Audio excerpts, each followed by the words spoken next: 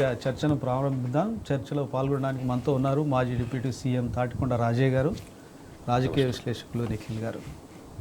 రాజయ్య గారు, మరోసారి రైతుల తరపున కానీ రాష్ట్ర ప్రజల తరపున కానీ ఒక ఉద్యమానికి సిద్ధం కావాలి, మనం క్షేత్రస్థాయిలో పోరాడాలి అని చెప్పి కేసీఆర్ గారు నిన్న పిలుపునివ్వడం జరిగింది. మరోసారి సిద్ధమవుతున్నారా మరి? తప్పకుండా. ఎందుకంటే టీఆర్ఎస్ పార్టీ 2001లో పుట్టింది తెలంగాణ అస్తిత్వం కోసం, తెలంగాణ ఆత్మగౌరవం కోసం, తెలంగాణ ఉనికి కోసం, తెలంగాణను అన్ని రకాలుగా అభివృద్ధి చేయాలనే ఆలోచనతో ఆనాడు మరి సకల జనులను ఒక్కటి చేసి కేంద్ర ప్రభుత్వం మెడల నుంచి తెలంగాణ రాష్ట్రాన్ని సాధించిన తర్వాత ఒక్కొక్కటిగా 10 సంవత్సరాల కాలంలో దేశంలో నెంబర్ 1 రాష్ట్రంగా తీర్చిదిద్దిన ఘనత కేసీఆర్ గారిది. ఒక్క రంగం అని కాదు, అన్ని రంగాలలో, ప్రత్యేకంగా వ్యవసాయ రంగాన్ని చూసుకుంటే ఈరోజు భారతదేశానికి అన్నపూర్ణగా దాదాపు 3 కోట్ల మెట్రిక్ టన్నుల పైగా ధాన్యాన్ని పండించి దేశ చరిత్రలో ఒక రికార్డు సృష్టించి హర్యానాను, పంజాబ్ను తన్నే స్థాయిలో ముందుకెళ్ళడం జరిగింది. సో ఈరోజు దాదాపు 18 నెలల కాంగ్రెస్ హయాంలో ఒక్కొక్కటిగా వినాశనం చేసుకుంటూ రావడం జరిగింది. కేసీఆర్ ప్రవేశపెట్టిన రైతు సంక్షేమ అభివృద్ధి కార్యక్రమాలే కాకుండా సంక్షేమ కార్యక్రమాలన్నీ కూడా నీరుగార్చే విధంగా ఏ ఒక్క హామీని నెరవేర్చకుండా ప్రత్యేకంగా రైతులు దాదాపు ఈ రోజుకు రైతులు 517 మంది రైతులు రోజుకొక్కరి చొప్పున అధికారంలోకి వచ్చిన నుంచి రోజుకొక్క రైతు బలమరణాలు పాల్పడడం జరుగుతుంది. కారణం ఏంటంటే రైతుకు సంబంధించిన రుణమాఫీ పూర్తి కాలేదు, రైతు భరోసా అనుకున్న స్థాయిలో రాలేదు, తూతూ మంత్రంగా వెళ్ళదీసే కార్యక్రమం జరుగుతుంది, రైతు బీమా లేనే లేదు, తర్వాత సాగునీరు అందడం లేదు, 24 గంటల కరెంటు ఎక్కడ సరిగ్గా లేదు, నాణ్యమైన కరెంటు అసలుకి లేదళ్ళు, మోటార్లు కాలిపోతున్నాయి, మీటర్లు ఎగిరిపోతూ ఉన్నాయి, తర్వాత ఎరువులు దొరకడం లేదు, యూరియా ఒక్క ఎకరాకు ఒక యూరియా బస్తాని లిమిట్ పెట్టి చెప్పులు లైన్లో నిలబడే పరిస్థితి మళ్ళా రావడం జరిగింది. సరిగ్గా ప్రణాళిక లేక ప్రాజెక్టులలో వరదలు పోతున్నప్పుడు కూడా ప్రాజెక్టులు కరెక్ట్గా ప్రణాళిక చేసుకోకపోవడం వల్ల, నీళ్లు ఎత్తిపోయకపోవడం వల్ల దేవాదులు కావచ్చు, కాళేశ్వరం కావచ్చు, అనేక ఫెయిల్యూర్ ప్రాజెక్ట్స్ అని చూపించే క్రమంలో ఈరోజు మరి కాంగ్రెస్ ఏ రకంగానైనా బీఆర్ఎస్ ప్రభుత్వం చేసిన పనులు నిర్వీర్యం చేయాలని ఆలోచన ముందుకు పోతారు. ప్రత్యేకంగా రీఇంజనీరింగ్, రీడిజైన్ చేసిన పాలమూరు రంగారెడ్డి ప్రాజెక్టు దాదాపు 90% పూర్తి అయిపోయింది, కాళేశ్వరము దాదాపు పూర్తి అయిపోయింది, సీతారామ ప్రాజెక్టు 90% అయిపోయింది. అయినా కూడా ఇవి ఎక్కడ పూర్తయ్యేది ఉంటే కేసీఆర్ గారికి, బీఆర్ఎస్ ప్రభుత్వానికి పేరు వస్తుందని చెప్పేసి వాటికి నిధులు కేటాయించకుండా ఈరోజు వరకు వ్యవసాయ రంగం, వ్యవసాయం అంటే పండుగ లెక్క ఉన్న కేసీఆర్ కాలంలో ఈరోజు దండుగా అని చెప్పేసి రైతుల ఆత్మహత్యల ప్రభుత్వంగా మిగిలిపోతూ ఉన్నది. కాబట్టి తప్పకుండా కేసీఆర్ గారు పిలుపుని అందుకొని రాబోయే రోజుల రైతు క్షేమంగా ఉండడం కోసం, పెండింగ్లో ఉన్న ప్రాజెక్టులు పూర్తి చేయడం కోసం, అంతేకాకుండా ఇచ్చిన హామీలు నెరవేర్చే వరకు తప్పకుండా పోరాటం చేయాల్సిన బాధ్యత ఒక బీఆర్ఎస్ ప్రభుత్వం. ఎందుకంటే బీజేపీ కేంద్ర ప్రభుత్వం మతతత్వ పార్టీ, కాంగ్రెస్ ఈరోజు మరి కాంగ్రెస్ లెక్క మారిపోయింది. అంతేకాకుండా మళ్ళీ ఎమర్జెన్సీ రోజులు, ఇందిరమ్మ రాజ్యం అంటే ఎమర్జెన్సీ, బట్టలు ఇప్పేసి కొట్టే రోజులు వచ్చినట్టు మాట్లాడడం మనం చూస్తూ ఉన్నాం.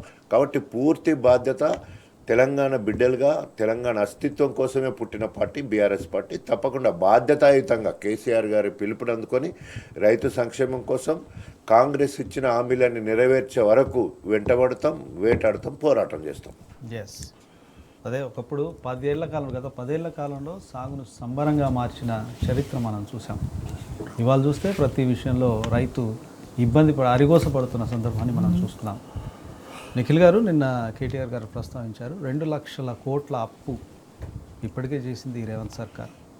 ప్రతి దాంట్లో, ప్రతి సంక్షేమ కార్యక్రమంలో ఇవ్వాల్సిన హామీకి తగ్గట్టు ఇవ్వాల్సిన అన్నీ కూడా ఎగ్గొట్టుకుంటూ పోతుంది. రైతు బంధు, రైతు బీమా కేటగిరికల్గా చెప్పారు. ఎట్లా చూస్తారు ఈ పని? ముందుగా మీతో పాటు గౌరవనీయులు మాజీ ఉప ముఖ్యమంత్రి గారు రాజయ్య గారికి నమస్కారం. వారితో పాటు టీ న్యూస్ ప్రేక్షకులందరికీ కూడా నమస్కారం. నిన్న కేటీఆర్ గారు చాలా సుదీర్ఘంగా మీడియాతో మాట్లాడుతూ అనేక విషయాలను ప్రస్తావించారు. గత 18 నెలల కాలానికి సంబంధించి ఈ కాంగ్రెస్ ప్రభుత్వం, ఈ రేవంత్ రెడ్డి గారి ప్రభుత్వంలో జరిగిన అనేక తప్పిదాల మీద, అనేక విధ్వంసాల మీద మాట్లాడినారు. దాంట్లో మరీ ముఖ్యంగా రైతులకు సంబంధించి, రైతులు అనేది మన తెలంగాణకు జీవనాడిగా మనం చూస్తూ ఉంటాము. రైతు సెగ్మెంట్ అనేది చాలా పెద్ద సెగ్మెంట్ మన దగ్గర. దాదాపుగా సగానికి ఎక్కువ ఓన్లీ రైతు సెగ్మెంట్ మాత్రమే ఉంది కాబట్టి అటువంటి రైతు సెగ్మెంట్కి మరీ ముఖ్యంగా రాష్ట్రానికి సంబంధించిన అభివృద్ధి విషయంలో గతంలో 2014కు ముందు ఉమ్మడి రాష్ట్రంలో ఏ రకంగా అయితే మీరు ఏ సెగ్మెంట్ని చూసినా ఏ విభాగాన్ని చూసినా పూర్తిగా సంక్షోభంలో ఉండేనో దాన్ని కేసీఆర్ గారు ముఖ్యమంత్రిగా బాధ్యతలు చేపట్టిన నాటి నుంచి తను దిగిపోయే వరకు పూర్తిగా సంక్షేమం వైపు ఏ రకంగా మళ్లించిండ్రో ఆ సంక్షేమంకి సంబంధించిన అనేకమైన పథకాలను కానీ అనేకమైన ప్రాజెక్టులను కానీ పక్క రాష్ట్రాలు పక్క దేశాలు ఏ రకంగా అప్రిషియేట్ చేసినాయి, పక్క రాష్ట్రాలు ఏ రకంగా ఫాలో చేసినాయి అనేది కూడా మనం చూసినాము. దానికి సంబంధించి అనేక విజయాలు కేంద్ర ప్రభుత్వ స్థాయిలో కూడా ఏదన్నా అవార్డులు రాష్ట్రాలకు సంబంధించి ఇవ్వాలంటే భారతదేశంలో ఉన్న 29 రాష్ట్రాలను మీరు గమనిస్తే ప్రతి దాంట్లో కూడా first award goes to Telangana అని చెప్పే విధంగా పరిస్థితి ఉండే. రాష్ట్రం దేశవ్యాప్తంగా కూడా ఎవరైనా ఏదైనా అవార్డులకు సంబంధించి ఎక్స్పెక్ట్ చేయాలంటే కూడా తెలంగాణ వాళ్ళే ముందుంటారు అనేటువంటి ఆలోచనలు చేస్తూ ఉండే. అటువంటి రంగాన్ని కేవలం ఈ 18 నెలల కాలపరిమితిలో అంటే ఏడాదిన్నరలో పూర్తిగా విధ్వంసం వైపు, పూర్తిగా సంక్షోభం వైపు గతంలో ఏ రకంగా ఉమ్మడి రాష్ట్రంలో ఉండేనో దానికన్నా మరింత విధ్వంసకరంగా మార్చిండ్రో మనం చూసినాము. దాంట్లో మరీ ముఖ్యంగా మీరు అన్నట్టుగా అప్పులకు సంబంధించి చూస్తే గతంలో కేసీఆర్ గారి ప్రభుత్వాన్ని అనేక సార్లు విమర్శ చేసిండ్రు వీళ్ళు. గత ప్రభుత్వం అప్పులు చేసింది 8 లక్షల కోట్లు 7 లక్షల కోట్లు అని కోటికి ఎన్ని సున్నాలు ఉంటాయో తెలియని ప్రతి నాయకుడు విమర్శ చేసిండు. దాన్ని పటాపంచలు చేస్తూ ఇదే రేవంత్ రెడ్డి గారి ప్రభుత్వం వచ్చిన తర్వాత ఇదే ప్రభుత్వంలో రిజర్వ్ బ్యాంక్ ఆఫ్ ఇండియా చాలా అఫీషియల్గా ఒక స్టేట్మెంట్ ఇచ్చింది. మొత్తం స్టాటిస్టికల్ రిపోర్ట్ అంతా రిలీజ్ చేసి చాలా స్పష్టంగా గత 10 సంవత్సరాల్లో గత 9.5 సంవత్సరాల కేసీఆర్ గారి నాయకత్వంలో జరిగిన అప్పులు మొత్తం 3,89,000 కోట్లు మాత్రమే అని చెంప చెల్లుమనే విధంగా RBI reserve bank of India official document విడుదల చేసింది. అప్పుడు అన్నిసార్లు విమర్శ చేసిన మీరు ఈ 18 నెలల కాలంలో మీరేం చేసినారు? ప్రతి నెల 10,000 కోట్లు 12,000 కోట్లు అప్పులు తీసుకొస్తా ఉన్నారు. స్వయంగా ఈ క్వార్టర్లో కూడా ఏ రకంగా అప్పులు తెస్తారో అఫీషియల్గా వీళ్ళు ఆర్బీఐకి ఇచ్చిన డాక్యుమెంట్ ఇది. This is a official document from reserve bank of India. మీరు వాళ్ళ వెబ్సైట్లో చూస్తే తెలుస్తుంది, వాళ్ళకి సంబంధించిన విషయాలు కొంచెం లోతుగా పరిశీలన చేస్తే కూడా తెలుస్తూ ఉంటుంది. అఫీషియల్గానే 2 లక్షల కోట్లు అప్పులు చేసి ఎవరికి ఇచ్చిండ్రు మీరు? ఎవరు జేబుల్లోకి దోసిండ్రు? రైతు బంధుకు సంబంధించిన రైతు బీమాకు సంబంధించిన 750 కోట్ల ప్రీమియం అవసరం ఉంటే ఈ రోజుకు కట్టిన పరిస్థితి లేదు. కానీ మీరు దేనికి ఖర్చు పెడతా ఉన్నారు? కాంట్రాక్టర్లకు ఇవ్వాలి, కమిషన్లు తీసుకోవాలి. రెండోది అందాల పోటీలను పెట్టిండ్రు. 100 కోట్లు అందాల పోటీల కోసం పెట్టిన మీకు నిజంగా కిరీటం పెట్టి ముఖ్యమంత్రి కుర్చీలో కూర్చోబెట్టినటువంటి ప్రజలకు సంబంధించిన ప్రీమియం ఎందుకు కట్టలేకపోయినరు? ఇట్లా అనేక విషయాలను ఇంటెన్షనల్గా డైవర్ట్ చేస్తూ కేవలం కేసీఆర్ గారిని ఎక్కడ గుర్తు చేసుకుంటారో మేము ఇటువంటివి కొనసాగిస్తే తన కేసీఆర్ గారి ఆనవాళ్ళను రూపుమాపాలను తన ముఖ్యమంత్రి అయిన రోజు నుండి ఏ రకంగా చెప్తా ఉన్నారో దాన్ని ఇంప్లిమెంటేషన్లో భాగంగానే వీటన్నిటిని పక్కన పెట్టి ఇంటెన్షనల్గా రైతులను ఈరోజు గోసకు గురి చేస్తున్న పరిస్థితి చూస్తూ ఉన్నాం. ఎస్. సో అప్పులు పెరిగాయి, సంపద మాత్రం పెరగట్లేదు. సో అది క్లుప్తంగా.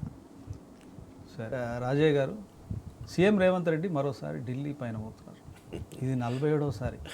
18 నెలల కాలంలో 47వసారి అంటే దాదాపు నెలకు 2 సార్లు పైగా.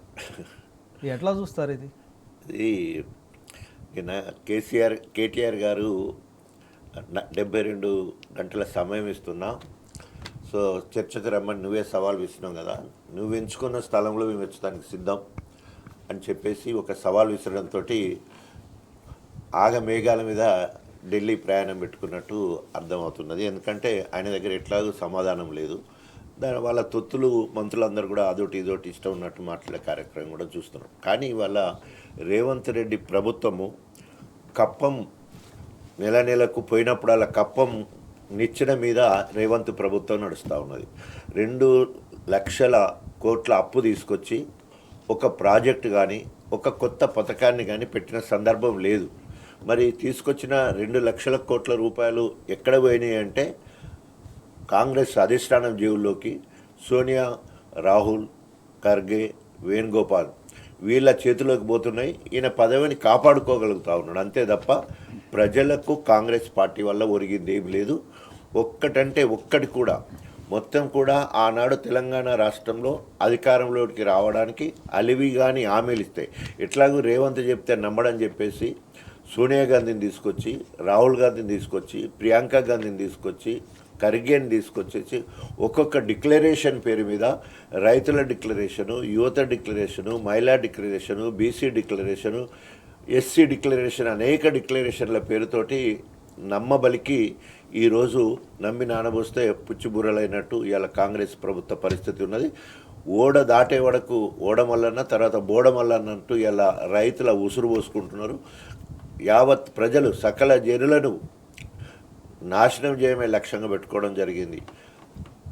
రేవంత్ రెడ్డి నోట్లకెళ్ళి ఏ మాట వచ్చినా కూడా నాయకుడు అన్నప్పుడు, ముఖ్యమంత్రి అన్నప్పుడు గొప్పగా మాట్లాడి ప్రజల మనసు దోసుకునేటట్టు ఉండాలి. కానీ మనసు విరుగ్గొట్టే మాటలు మాట్లాడడం, తర్వాత దివాలాకోరు మాటలు మాట్లాడడం, మొత్తం కూడా ఇప్పటి వరకు నేను అనుకుంటా 28 రాష్ట్రాలు ఉన్నాయి. ఇప్పుడు 28 రాష్ట్రాల్లో ఏ రాష్ట్ర ముఖ్యమంత్రి భారతదేశం స్వతంత్రం వచ్చినప్పటి నుంచి ఇప్పటి వరకు మాట్లాడు. ఎందుకంటే నా చేతిలో పైసలు, నన్ను కోసి ముక్కలేసుకొని పోగులేసుకున్నా కూడా నా దగ్గర పైసలు లేదు. ఢిల్లీకి అప్పు కోసం పోతే చెప్పులు ఎత్తుకపోయేటోని చూసినట్టు చూస్తున్నారు అని చేతులు ఎత్తేసిన పరిస్థితి ఉన్నప్పుడు తెలంగాణ గౌరవాన్ని, ఆత్మగౌరవాన్ని ఢిల్లీలో తాకట్టు పెట్టే మాటలు మాట్లాడడం జరిగింది. కేసీఆర్ ముఖ్యమంత్రిగా ఉన్నప్పుడు తలెత్తుకునే విధంగా తెలంగాణ అంటేనే ఏ రంగంలో చూసినా, అభివృద్ధి సంక్షేమంలో ఏ రంగంలో చూసినా నెంబర్ 1గా ఉండడమే కాకుండా కేంద్ర ప్రభుత్వం ప్రకటించిన జాతీయ స్థాయి అవార్డులో దాదాపు 28 రాష్ట్రాల్లో సగం మనకి వచ్చిన పరిస్థితి కనబడుతూ ఉంటుంది. దాంట్లో నా నియోజకవర్గం నెల్లూట్లో బెస్ట్ గ్రామ పంచాయతీగా మా నెల్లూట్ల గ్రామం జాతీయ స్థాయిలో అవార్డు రావడం జరిగింది. అంటే అంత గొప్పగా గ్రామాలు సర్వతోముఖాభివృద్ధి జరగడానికి ఎంతో గొప్ప కార్యక్రమం చేపట్టి బడ్జెట్లో నిధులు కేటాయించి మొత్తం అసెంబ్లీ బడ్జెట్లో ప్రతి నెల 260 కోట్ల డైరెక్ట్గా గ్రామ పంచాయతీకి వెళ్ళే విధంగా మరి అనేక పల్లె ప్రగతి అని ఒక చక్కటి కార్యక్రమం పెట్టేసి గ్రామాలు సర్వతోముఖాభివృద్ధి చేయడం జరిగింది. అట్లా చెప్పుకుంటూ పోతే ప్రతి ఒక్క రంగం ఇతర రాష్ట్రాలకు మాదిరిగా ఆదర్శంగా ఉండే విధంగా ఆనాడు కేసీఆర్ గారు పాలన ఉన్నది. అందుకని అన్ని రాష్ట్రాలకు సంబంధించిన మంత్రులు లేదా కేంద్రంకు సంబంధించిన మంత్రులు ఇక్కడికి వచ్చినప్పుడు కానీ, కేంద్ర మంత్రులు అసెంబ్లీలో పార్లమెంట్లో మారినప్పుడు కానీ తెలంగాణ ఊసెత్తకుంటుండరు. ఎక్కడ స్వచ్ఛమైన నీటికి ఇంటింటికి నీళ్ళు ఇస్తున్నారంటే తెలంగాణలో ఇస్తున్నారు. ఎక్కడ సాగునీరు ఎక్కువగా మొత్తం ఎక్కువ ఆయకట్టుకి ఇస్తున్నారంటే తెలంగాణ రాష్ట్రము. సంక్షేమ పథకాల్లో దాదాపు 90 లక్షల మందికి సంక్షేమ పథకాలు అందుతున్న ఏ రాష్ట్రంలో అంటే తెలంగాణ రాష్ట్రము. ఇట్లా ఏ రంగం తీసుకున్నా కూడా అన్ని రంగాలలో అగ్రామంగా తీసుకొచ్చింది కేసీఆర్ గారు. అయితే ఇలా అధోపాతానికి తొక్కడానికి రేవంత్ రెడ్డి కంకణం కట్టుకొని చేస్తున్నట్టు కొట్టొచ్చినట్టు కనబడుతున్నది. ఇవాళ ఇందిరమ్మ రాజ్యం అంటే బట్టలు ఇడిసి కొట్టడం అనే విధంగా మాట్లాడడం అనేది, మళ్ళీ ఇందిరమ్మ ఏమంటారు ఎమర్జెన్సీ పాలన వచ్చే విధంగా సోషల్ మీడియా వారియర్స్ మీద కావచ్చు, తర్వాత ఊర్లో ఎవరైనా రైతుల మీద కావచ్చు, రైతులకు బేడీలు వేసుకొని తీసుకుపోయే పరిస్థితి. మా రైతు రుణమాఫీ కాలేదంటే, రైతు భరోసా రాలేదంటే, మా భూములు లాక్కొద్దంటే ప్రతి దాని విషయంలో రైతుల మీద కక్షగట్టి మరీ బేడీలేసి తీసుకుపోయే పరిస్థితి కనబడతా ఉన్నది. సో ఇవాళ మళ్ళొకసారి అక్కడికి పోతున్నాడు అని అంటే మళ్ళీ కప్పం కట్టడానికి అక్కడికి పోతున్నాడు. తర్వాత మొన్న ఖర్గే వచ్చినప్పుడు ఏదో మాట్లాడుకున్నట్టున్నాడు, ఆయన మూట ఆయనకు అందించడానికి పోతున్నాడు అనుకుంటాం. తర్వాత రెండవది కేటీఆర్ గారు ఇచ్చిన సవాల్కు ఇక్కడ ఉంటే కష్టమైందనే ఉద్దేశంతో పారిపోయినట్టు కూడా కనబడతా ఉన్నాం. ఎస్, నిఖిల్ గారు మనం చూస్తున్నాం తెలంగాణ 10 ఏళ్ల కాలంలో కేసీఆర్ గారి హయాంలో అన్ని రకాలుగా అభివృద్ధి చెందింది. అలాగే మహిళల రక్షణకు సంబంధించి చాలా చర్యలు చేపట్టారు. అందులో ఉమెన్ సేఫ్టీ వింగ్ ఒకటి, షీ టీమ్స్ ఏర్పాటు చేశారు. మహిళల భద్రతకు ఢోకా లేకుండా చేశారు. ధైర్యంగా మహిళలు ఎక్కడికైనా వెళ్ళి పని చేసుకునే విధంగా ఆ రోజు పరిస్థితి ఉండే. సో దానికి సంబంధించి దేశానికే తెలంగాణ ఉమెన్ సేఫ్టీ వింగ్ ఒకటి ఆదర్శంగా నిలిచిందన్న వార్త మనం చూస్తున్నాం. ప్రస్తుతం పరిస్థితి ఎట్లా ఉంది? గతంలో కేసీఆర్ గారు అధికారంలోకి రావడానికి ముందు 2014కు ముందు ఏ రకంగా ఎక్కడ పడితే అక్కడ హత్యలు కానీ అత్యాచారాలు కానీ ఇవన్నీ జరుగుతుండేనో మనం చూసినాము. కేసీఆర్ గారు అధికారంలోకి వచ్చి ముఖ్యమంత్రిగా బాధ్యతలు తీసుకున్న మొదటి రోజు నుండే ఫస్ట్ మీటింగ్ అధికారులతో పెట్టి, దాంట్లో మరీ ముఖ్యంగా పోలీసు అధికారులతో పెట్టి ఇప్పటి నుండి రాష్ట్రంలో హత్యలు అత్యాచారాలు ఇట్లాంటివి జరిగితే చాలా సివియర్ యాక్షన్ తీసుకోవాలి అని పోలీసులకి గతంలో ఎటువంటి ఇబ్బందులు అయితే చిన్న చిన్నగా ఉండేనో వాళ్ళ అడ్మినిస్ట్రేషన్ విభాగానికి సంబంధించి కానీ ఇంకో దానికి కానీ వాటన్నిటిని క్లియర్ చేస్తూ పోలీస్ స్టేషన్లను అధునాతీకరించి వాళ్ళకి సంబంధించిన వెహికల్స్ని అప్లిఫ్ట్ చేసి వాళ్ళకి ఇన్నోవా క్రిస్టా లాంటి అత్యాధునికమైన వెహికల్స్ ఇచ్చి వాళ్ళకు కమాండ్ కంట్రోల్ సెంటర్ లాంటిది నిర్మించి రాష్ట్రం మొత్తం ఉన్న సీసీ కెమెరాలు రాష్ట్రం మొత్తం జరుగుతున్న ప్రతి ఒక ఇన్సిడెంట్ను కూడా కేవలం హైదరాబాద్లో ఒక ఆఫీస్లో కూర్చొని చూసే విధంగా అన్ని రకాలుగా అప్లిఫ్ట్ చేసిండ్రు. దాంట్లో మరీ ముఖ్యంగా మహిళలకు సంబంధించి షీ టీమ్స్ అనే ఒక వ్యవస్థనే రూపకల్పన చేస్తే దాన్ని యావత్ ప్రపంచం ఏ రకంగా అప్రిషియేట్ చేసిందో మనం చూసినాము. ఆ షీ టీమ్స్ విభాగానికి సంబంధించి కూడా ఎక్కడైనా చిన్న చిన్న ఇన్సిడెంట్ జరిగినా కూడా చాలా సివియర్గా యాక్షన్లు ఏ రకంగా తీసుకున్నారో తీసుకోవడం వల్ల ప్రజల్లో కానీ మిగతా వాళ్ళ మనస్తత్వాల్లో ఏ రకంగా మార్పు వచ్చి ఈరోజు మహిళను ఎవరన్నా ముట్టుకోవాలంటే ఇబ్బంది పడే పరిస్థితి, గజగజ వణికే పరిస్థితి క్రియేట్ చేసిండ్రు కేసీఆర్ గారు. ఎస్. దాన్ని మొత్తం పక్కన పెడుతూ ఈరోజు ఈ ప్రభుత్వంలో అధికారంలోకి వచ్చిన తర్వాత ఎన్ని హత్యలు జరుగుతూ ఉన్నాయి, ఏ రకంగా అత్యాచారాలు జరుగుతూ ఉన్నాయి. నిన్నగాక మనం సికింద్రాబాద్ రైల్వే స్టేషన్లకు సంబంధించిన ఇన్సిడెంట్లో చూసినాము. అట్లా రాష్ట్రంలో మీరు ఎక్కడ తీసుకున్నా కూడా దాదాపుగా ఈ రోజు వరకు అఫీషియల్గా 500కు పైగా ఫోక్సో కేసులు నమోదైనట్టుగా తెలుస్తూ ఉంది. మీకు ఇక్కడ మరొక చిన్న విషయం గుర్తు చేస్తాను నేను. బాధ్యత తీసుకున్న వాళ్ళు పనిచేస్తే ఎట్లా ఉంటుంది, బాధ్యత రాహిత్యంగా రేవంత్ రెడ్డి లాంటి వాళ్ళు పనిచేస్తే ఎట్లా ఉంటుంది అనేది. నిన్ననే ముఖ్యమంత్రి గారు ఒక మీటింగ్ని అడ్రస్ చేసిండ్రు. ఫోక్సో అని ఒక చట్టం ఉంటుంది, ఇట్లాంటి అత్యాచారాలు జరిగినప్పుడు వాళ్ళ మీద ఇమ్మీడియట్ యాక్షన్ తీసుకోవడానికి ఒక చట్టం చేసిండ్రు కేసీఆర్ గారు. దాంట్లో నిన్న ఒక సమావేశం ఏర్పాటు చేసి ఆ సమావేశం పేరు తను ఏం రాసుకున్నాడంటే తన అఫీషియల్ హ్యాండిల్స్లో పోస్కో అంట. పోస్కోకి తేడా తెలియదు. అంటే నువ్వు ఎవరిని చూసి పోసుకుంటున్నావు, ఏం కథ, దానివల్ల ఏం జరుగుతుంది అనేది రాష్ట్రం మొత్తం గమనిస్తూ ఉంది. ఒకవైపు ప్రతిపక్షంగా బాధ్యతాయుతంగా కేసీఆర్ గారి నాయకత్వంలో కేటీఆర్ గారు, హరీష్ రావు గారు, మా నాయకులంతా ఏ రకంగా పనిచేస్తూ ఉన్నారు, మీ అడ్మినిస్ట్రేషన్ ఏ రకంగా ఉంది, అంత హై లెవెల్లో హయ్యర్ అఫీషియల్స్తో ఒక మీటింగ్ పెట్టి ఆ మీటింగ్ పేరేంది కూడా నీకు తెలియదు, నీ అడ్మినిస్ట్రేషన్ విభాగానికి తెలియదు. అటువంటి రకంగా నీ పరిపాలన నడుస్తుంది అనేది ఈరోజు మన కళ్ళ ముందు కనబడుతూ ఉంది. అదే పోలీసులోనే గతంలో కేసీఆర్ గారు లా అండ్ ఆర్డర్కి సంబంధించిన విషయంలో ముందుకు నడిపిస్తే భారతదేశ వ్యాప్తంగా ఉన్న మొత్తం పోలీస్ విభాగంలో తెలంగాణ రాష్ట్ర పోలీసులకు the best police officers award వచ్చింది. దాన్ని స్వయంగా రాష్ట్ర డీజీపీగా ఆనాడు ఉన్న వ్యక్తి పోయి అందుకున్నారు. ఇటువంటివి అన్ని పక్కన పెడుతూ ఈరోజు ఎక్కడికి వచ్చింది, పోలీసులను ఎంతసేపు ప్రతిపక్షాలు ఎవరైనా మాట్లాడుతూ ఉంటే మా రాజయ్య గారిని హౌస్ అరెస్ట్ చేయాలన్నా, మా నాయకులు ఎవరైనా ప్రశ్నిస్తూ ఉంటే ప్రభుత్వాన్ని వాళ్ళ మీద తిరగబడాలన్నా, లేదంటే వాళ్ళ మీద ఏమన్నా అడ్డదిడ్డమైన కేసులు పెట్టి వాళ్ళని భయభ్రాంతులకు గురి చేయాలన్నా, లేదంటే కేసీఆర్ గారి పోస్టులు ఎవరన్నా కేసీఆర్ గారికి మద్దతుగా సోషల్ మీడియాలో పెట్టినా, లేదంటే కేసీఆర్ గారి మీటింగ్లకు సమావేశాలకు ఎవరైనా హాజరైనా కూడా వాళ్ళను కూడా ఈరోజు వెంటబడి మరీ తరుముతూ ఇబ్బంది పెడుతున్న పరిస్థితులు చూస్తూ ఉన్నాం. మీలాంటి జర్నలిస్టులు ఎవరైనా ప్రభుత్వాన్ని ప్రశ్నిస్తూ ఉంటే కూడా వాళ్ళని ఏ రకంగా ఉరికించి కొట్టారు, వాళ్ళని ఏ రకంగా ఇబ్బందులకు గురి చేసినారు మనం చూసినాము. వీటన్నిటికీ వాళ్ళు పోలీస్ వ్యవస్థను వాడుతూ ఉన్నారు. గతంలో ఉన్న ప్రభుత్వానికి, కేసీఆర్ గారి నాయకత్వానికి, ఈ రేవంత్ రెడ్డి గారి నాయకత్వానికి చాలా స్పష్టంగా తేడా తెలుస్తూ ఉంది.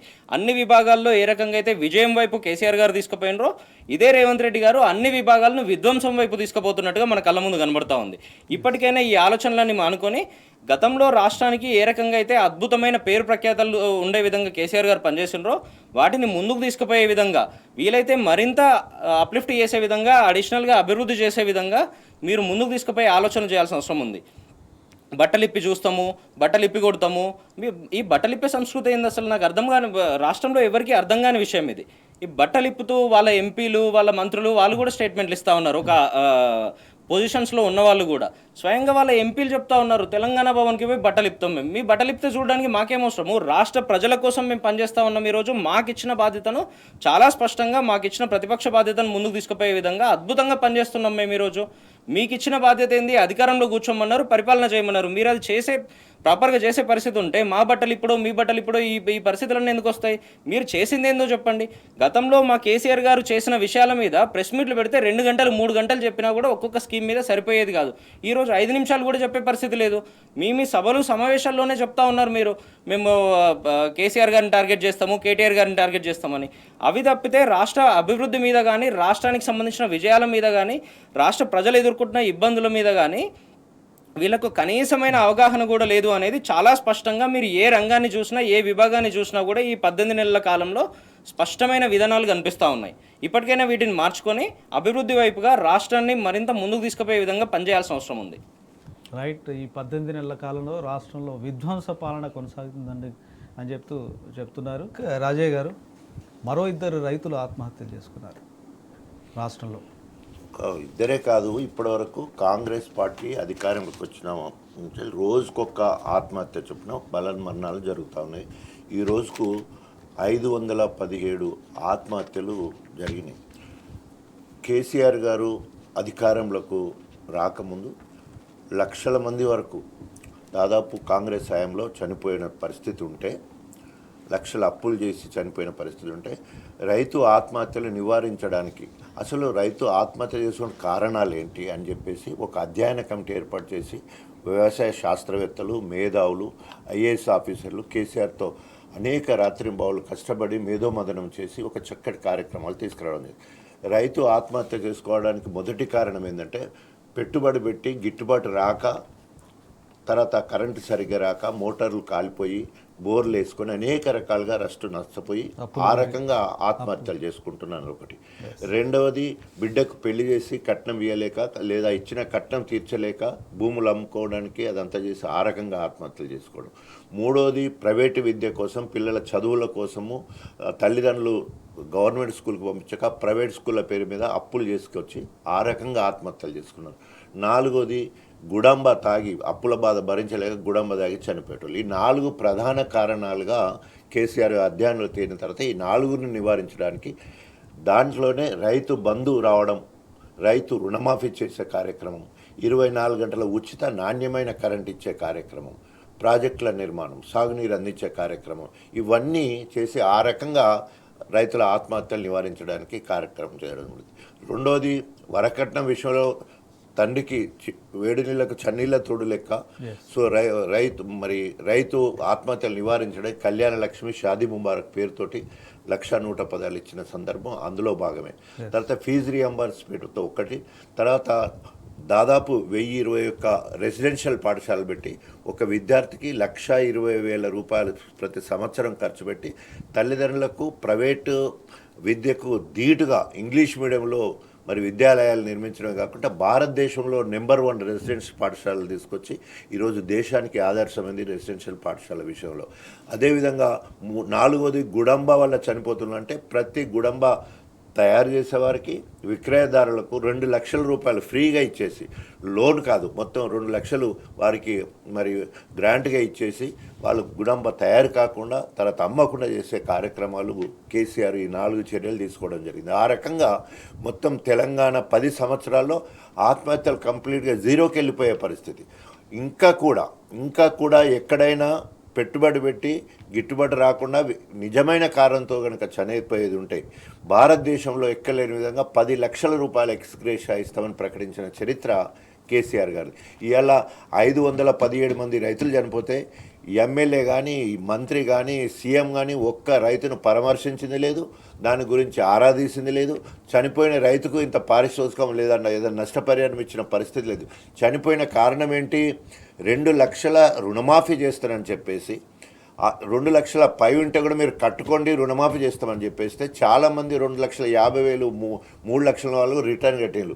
ఉన్నది పోయింది, ఉంచుకున్నది పోయినట్టు 2 లక్షలకి గతి లేదు. ఇలా కేసీఆర్ గారు చెప్పిన లెక్కల ప్రకారం ఒక చదివిస్తే మేనిఫెస్టోలో పెట్టినదో 50,000 కోట్లు రుణమాఫీ చేస్తామని చెప్పిండు.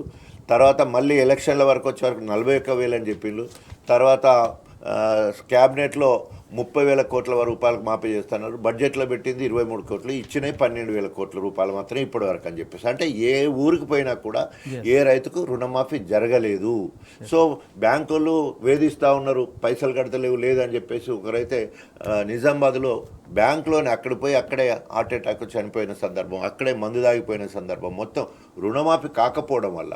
తర్వాత రైతు పెట్టుబడి కింద రైతు భరోసా పెరిగితే పైసలు 15,000 ఎకరాకి ఇస్తాయని చెప్పేసి మొత్తం సంవత్సరాలు వానాకాలం ఎగొట్టే, వ్యాసంగి ఎగొట్టి ఇప్పుడు ఎలక్షన్ల కోసం మళ్ళీ ఏదో ఇచ్చే కార్యక్రమం చేసే ప్రయత్నం. అది కూడా 15,000 ఇస్తారని చెప్పేసి 12,000 దాంట్లో సగం 6,000 ఇచ్చే కార్యక్రమం శ్రీకారం. అంటే ఏ ఒక్కటి కూడా. తర్వాత ఇంతకుముందు మనం చెప్పినట్టు రైతుకు భరోసా, రైతు బీమా, ముఖ్యంగా సమాజంలో సగభాగమైన మహిళలను ఆదుకోవాలనే ఉద్దేశంతో కేసీఆర్ గారు సింగిల్ ఉమెన్కి అంటే ఒంటరి మహిళకి ఇచ్చే కార్యక్రమం, విడోస్కి ఇచ్చే కార్యక్రమం, అదేవిధంగా ముసలు మహిళ వృద్ధులకు అంటే 200 ఉన్న పెన్షన్ 2,000 చేయడం వల్ల వాళ్ళు మంచిగా బతుకుతూ ఉండే పరిస్థితి. న్యూట్రిషన్ కిట్టు, కేసీఆర్ కిట్టు, తర్వాత ఆడపిల్లలు చదువుకున్న పిల్లలకు కాస్మోటిక్ కిట్టు, శానిటేషన్ కోసం. అంటే ఈ రకంగా మహిళల ఆత్మగౌరవం పెంచడానికి అనేక కార్యక్రమాలు చేపడుతూ అన్ని సంక్షేమ కార్యక్రమంలో దేశంలో నెంబర్ 1 స్థాయికి, రైతు సంక్షేమంలో దేశంలో నెంబర్ 1 స్థాయికి తీసుకుపోతే ఈరోజు రేవంత్ రెడ్డి వచ్చిన తర్వాత రైతులకు శాపమైంది. ఇది రైతు వ్యతిరేక ప్రభుత్వం అని చెప్పేసి ఇవాళ కేసీఆర్ గారు, కేటీఆర్ గారు నాకు సవాల్ విసురుతున్నా రావాలంటుంది కదా. నీ కాంగ్రెస్ పార్టీకి సంబంధించిన ఏ రైతునైనా, ఏ గ్రామంలో అయినా నువ్వు చర్చకు సిద్ధమా? రెడీగా ఉండి రేవంత్ రెడ్డి వాళ్ళని నిలదీస్తున్నారు. వాళ్ళు కాంగ్రెస్ సంబంధించిన రైతులు మా దగ్గరికి వచ్చి సార్ మేము తిట్టలేము అని ఏమని తిట్టాలేము, మీరు తిట్టండి సార్ అని చెప్పేసి ఫోన్లు చేసి మాట్లాడే సందర్భాలు కనబడుతున్నాయి. అంటే ఇంత దుర్మార్గమైన ప్రభుత్వం అంటే మళ్ళీ 20 ఏళ్ళ వరకు కాంగ్రెస్ ముఖం చూడకుండా కాంగ్రెస్ను సర్వనాశనం చేయాలనే ఉద్దేశంతో ఏదైతే చంద్రబాబు కోవట్టుగా ఇక్కడ తెలంగాణలో రేవంత్ రెడ్డి ఉండి మొత్తం కాంగ్రెస్ పార్టీ నాశనం చేయాలనే ఆశతో ఉన్నట్టు కనబడుతుంది. రైట్, చర్చిద్దాం. నిఖిల్ గారు, మోడీ ప్రభుత్వం చాలా గొప్పగా చేస్తుందని చెప్పి ఇక్కడ బీజేపీ నేతలు, కేసీఆర్ గారి పాలన విమర్శించే ఇక్కడ బీజేపీ నేతలు, మహారాష్ట్రలో చూసుకుంటే 3 నెలల్లో 767 మంది రైతులు ఆత్మహత్యలు చేశారు. కేటీఆర్ గారు చాలా డీటెయిల్గా వివరించారు. నేను ఏం సమాధానం చెప్తారు బీజేపీ నేతలు, ఇక్కడ బీజేపీ నేతలు? బీజేపీ వాళ్ళు ఎంతసేపు కూడా దేశవ్యాప్తంగా ఉన్న అనేక రాష్ట్రాల్లో ఇదే పరిస్థితి, వాళ్ళ అధికారంలో ఉన్న దగ్గర దేశవ్యాప్తంగా కూడా అన్ని వివిధ స్కీమ్లను ఏ రకంగా వాళ్ళు పక్కన పెట్టినరు, ముఖ్యంగా అప్పులు చేసి దోసుకుపోయే విధంగా ఏ రకంగా వాళ్ళ అనుచరులు కానీ మిగతా వాళ్ళని కానీ వాళ్ళకి సంబంధించిన బ్యాక్ అండ్ సపోర్టు ప్రోద్బలం ఇదంతా ఇస్తున్నారు మనం చూస్తూ ఉన్నాం. మరీ ముఖ్యంగా మహారాష్ట్ర అనేది మొత్తం భారతదేశంలోనే ఫైనాన్షియల్ క్యాపిటల్ అంటాం మనము. అంత కీలకమైన రాష్ట్రంలో కేవలం 3 నెలల కాలంలో 750-760 మంది రైతులు ఈ రోజు వరకు ఆత్మహత్యలు చేసుకున్నారు. అంటే 90 రోజుల్లో 700 మంది ఆత్మహత్యలు చేసుకుంటే ఈ భారతీయ జనతా పార్టీ ఏ రకంగా ప్రభుత్వాన్ని పాలన చేస్తున్నట్టు? వాళ్ళు ఎంతసేపు వాళ్ళ నినాదం ఏముంటుండే, డబుల్ ఇంజన్ సర్కార్, కేంద్రంలో మేముండాలి రాష్ట్రంలో మేముండాలి అని చెప్తా ఉంటారు. మహారాష్ట్రలో మీరే ఉన్నారు, జాతీయ స్థాయిలో కేంద్రంలో మీరే ఉన్నారు, రెండు దగ్గర మీరే ఉండి కూడా ఈరోజు ఎందుకు ఆత్మహత్యలు చేసుకుంటా ఉన్నారు? ఇక్కడ ఉన్న బీజేపీ నాయకులు, మన లోకల్ బీజేపీ నాయకులను మీరు చూస్తే బండి సంజయ్ గారు ఎంతసేపు ఇవాళ ఏ వారము రేపే వారము శివాలు అంటూ తను టైంపాస్ చేస్తూ ఉంటారు. కిషన్ రెడ్డి గారు ఎంతసేపు నేను గేట్లు ఓపెన్ చేయాలన్నా, కుర్కురే ప్యాకెట్లు పంచాలన్నా ఈ పనుల్లో తను బిజీగా ఉంటారు. ఒక్కరికి కూడా వీళ్ళకి సబ్జెక్ట్ కానీ ఆబ్జెక్ట్ కానీ ఏమున్న పరిస్థితి లేదు. ఎంతసేపు బబ్రజమానం భజగోవిందం అని గతంలో కేసీఆర్ గారు చెప్పినట్టుగా అవే నడిపిస్తూ ఉంటారు. మరీ ముఖ్యంగా తెలంగాణ రాష్ట్రానికి సంబంధించి చూస్తే ఇదే కాంగ్రెస్ పార్టీ ఈ 18 నెలల కాలంలో దాదాపుగా 550-560 మంది రైతులు ఆత్మహత్యలు చేసుకున్నారు ఈ రోజు కూడా. ఇక్కడ వీళ్ళ పరిస్థితి అట్లానే ఉంది, అక్కడ జాతీయ స్థాయిలో కానీ మిగతా రాష్ట్రాల్లో అధికారంలో ఉన్న భారతీయ జనతా పార్టీ పరిస్థితి అట్లానే ఉంది. మరొక విషయం, ఇక్కడ ఉన్న కాంగ్రెస్ పార్టీకి సంబంధించి మీరు చూస్తే ఇదే రైతు సెగ్మెంట్కి సంబంధించి ఎన్నికలకు ముందు చాలా స్పష్టంగా 6 గ్యారంటీలు ఇచ్చిండ్రు. ఈ కార్డు మీరు చూస్తే చాలా స్పష్టంగా దీని మీద రేవంత్ రెడ్డి గారు ఆనాడు పీసీసీ అధ్యక్షుడిగా, ఆనాడు లెజిస్లేటివ్ పార్టీ లీడర్గా ఉన్నటువంటి బట్టి విక్రమార్క గారు, వీళ్ళిద్దరి ఫోటోలతో 6 గ్యారంటీలు ఇచ్చి వరంగల్లో రైతు డిక్లరేషన్ అని పెట్టి ఏ రకంగా అయితే రైతులందరినీ నమ్మించి వాళ్ళతో ఓట్లు వేయించుకున్నారో వాళ్ళందరికీ చాలా స్పష్టంగా హామీలు ఇచ్చి మద్దతు ధర ఇస్తామన్నారు, బోనస్లు ఇస్తామన్నారు, అవన్నీ పక్కకు పోయినాయి. మరీ ముఖ్యంగా 2 లక్షల రూపు ఏ రైతుకైనా రుణం ఉంటే బ్యాంకులో ఇమ్మీడియట్గా మేము అధికారంలోకి రాగానే మాఫీ చేస్తాము. గతంలో కేసీఆర్ గారు 1 లక్ష లోపే చేసిండ్రు, మాకు ఒక్కసారి అవకాశం ఏంటి 2 లక్షలు చేస్తామన్నారు. ఆ 2 లక్షలకు సంబంధించి SLBC state level bankers committee మీటింగ్లో 49,000 కోట్లు అని చెప్పిండ్రు. దాన్ని క్యాబినెట్కి పోయేసరికి అది 31,000 కోట్లు అయింది. తర్వాత మాఫీ చేస్తున్నాము, ఇక చేస్తున్నాము, అగ చేస్తున్నాము అంటూ 20,000 కోట్ల నెంబర్ చెప్తూ వాళ్ళ ఉప ముఖ్యమంత్రి గారు బట్టి గారే చాలా స్పష్టంగా చెప్పిండ్రు 8,500 కోట్లు రైతుల ఖాతాలకు వేసినాము అని. అంటే 49,000 కాలం మొదలైనది 8,500 కోట్ల దగ్గర ఎండ్ అయింది. ఇది వీళ్ళ పరిపాలన. దాంట్లో మరీ ముఖ్యంగా రైతు సెగ్మెంట్కు సంబంధించి చూస్తే మీరు రైతులకు సంబంధించి భారతదేశంలో ఈ 70 సంవత్సరాల ప్రజాస్వామ్యంలో ఏ నాయకుడు కూడా ఆలోచన చేయనటువంటి విధంగా కేసీఆర్ గారు తను రైతు బిడ్డ, స్వయంగా వ్యవసాయం కూడా చేస్తూ ఉంటారు కాబట్టి రైతుల కష్ట నష్టాలు ఏ రకంగా ఉంటాయి, రైతుల ఆత్మహత్యలు జరగడానికి కారణాలు ఏంటి, వాటి మూలాల్లో చాలా విస్తృతంగా అవగాహన ఉన్న వ్యక్తి కాబట్టి, రైతు నాయకుడు కాబట్టి, రైతుకి మనం పెట్టుబడి సాయం ప్రభుత్వం నుండే అందిస్తే రైతు అప్లిఫ్ట్ అయ్యే అవకాశం ఉంటుంది. బయట అప్పులు చేయడము, ఇంకోటి చేయడం అనేటువంటి ఇబ్బందులు లేకుండా రైతుకు సంబంధించిన అన్ని విభాగాలను డెవలప్ చేస్తూ నీళ్ళ దగ్గర మొదలు పెడితే, కరెంటు దగ్గర మొదలు పెడితే, నకిలీ విత్తనాలను నిర్మూలించడం దగ్గర మొదలు పెడితే, రైతులు పంట పండించి పంట కోసిన తర్వాత దాన్ని కొన్న తర్వాత రైతు అకౌంట్లో డబ్బులు జమ చేసే వరకు ఈ అన్ని విభాగాలను సెటరేట్ చేస్తూ మరీ ముఖ్యంగా పెట్టుబడి సాయం అనేది భారతదేశం మొత్తం ఒక రకంగా నివ్వెరపోయింది. ఇటువంటి ఆలోచన చూసి ఇట్లా కూడా ప్రభుత్వాలు పనిచేయొచ్చా అనే విధంగా భారతదేశం మొత్తం తెలంగాణ వైపు, కేసీఆర్ గారి నాయకత్వం వైపు చూసింది. అంత గొప్ప రైతులకు సంబంధించిన రైతు బంధు స్కీమ్ను ఈ ప్రభుత్వం వచ్చిన తర్వాత ఈ 18 నెలల కాల పరిమితిలో 4 పంటలు వచ్చినాయి. ఇప్పటికీ మొదటి పంటకు సంబంధించి వీళ్ళ అధికారంలోకి వచ్చే ముందు కేసీఆర్ గారు ఆల్రెడీ జమ చేసి పెట్టిన 7,500 కోట్లనే రైతులకు ఇచ్చేసిండ్రు. దాని తర్వాత వీళ్ళు చెప్పిన విధంగా కేసీఆర్ గారు కేవలం 10,000 రూపాయలు మాత్రమే ఇస్తున్నారు ఎకరాకు, మాకు ఒక్కసారి అవకాశం ఇవ్వండి, 15,000 ఇస్తామన్నారు. ఆ 15,000 కాస్త చేతులు ఎత్తేసి రెండోసారి జరిగిన పంటకు మొత్తం 0 ఇచ్చిండ్రు. మూడోసారి వచ్చిన పంటకు గత యాసంగికి కేవలం 2.5 ఎకరాలు 3 ఎకరాల లోపు ఉన్న వాళ్ళకే ఇచ్చిండ్రు.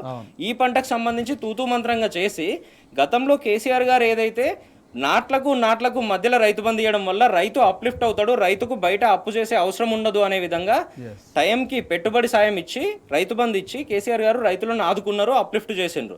ఈ రేవంత్ రెడ్డి గారు గతంలో కేసీఆర్ గారు ఇచ్చినట్టుగా నాట్లకు కాకుండా కేవలం ఓట్లకు మధ్య ఇస్తున్నారు.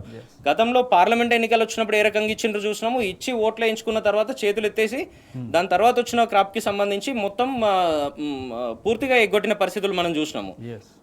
ఇప్పుడు మళ్ళీ స్థానిక సంస్థల ఎలక్షన్లు పెడుతున్నా అంటున్నారు కాబట్టి స్వయంగా 15,000 కోట్లు 12,000 కోట్ల రూపాయల అప్పులు తీసుకొచ్చి ఆ అప్పు డబ్బులు మొత్తం రైతుల ఖాతాల్లో జమ చేసినామని చెప్తా ఉన్నారు. ఇప్పుడు దీంట్లో మరొక విషయాన్ని మీరు గమనిస్తే ఇదే రైతు సెగ్మెంట్కు సంబంధించి రైతు బీమా అనేది కూడా గతంలో ఎక్కడ లేకుండే దాన్ని స్వయంగా రైతు ఏ కారణంతో చనిపోయినా కూడా ఎటువంటి కండిషన్ లేకుండా 5 లక్షల రూపాయలు ఎటువంటి మీడియేటర్ లేకుండా స్వయంగా రైతు ఖాతాలోకే పోయే విధంగా కేసీఆర్ గారు మొత్తం వ్యవస్థను రూపకల్పన చేసిండ్రు. దానికి సంబంధించిన పూర్తి ప్రీమియం రాష్ట్ర ప్రభుత్వమే భరిస్తుంది, రాష్ట్ర ముఖ్యమంత్రి చూసుకునే విధంగా దాన్ని డిజైన్ చేసిండ్రు.